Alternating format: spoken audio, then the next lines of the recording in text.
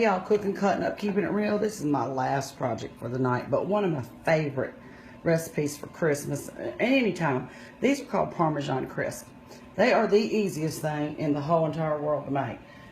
Good, does not even touch it. So here's how I serve mine. They are great with red wine, just so you know. But I bake this. I'm gonna tell you about it. Hold on, let me cut this time wrong. Put a piece of parchment paper out. Pour a bag of Parmesan cheese, like that right there. And then get you some fresh rosemary, like that right there. I put like, what, 4 sprigs. Cut it kind of fine, spread that out. Get you some pine nuts. Sprinkle the pine nuts. Just a few. You can kind of gauge it, whatever you like. You could probably use pecans, and you probably could use cheddar, but I've never done that. But these are so good to have just sitting out on your table for appetizer. When you're having a party or whatever, you bake this on 350 until bubbly brown. I'll show you a picture.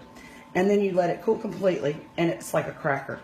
You literally break it into pieces and put it on your platter. It keeps great in the refrigerator in a Ziploc bag after it's completely cooled. And the other wonderful thing is, if you have crumb leftovers, makes a great salad tosser. So Parmesan Crisps, try them. They're wonderful. Cooking, cutting up, keeping it real.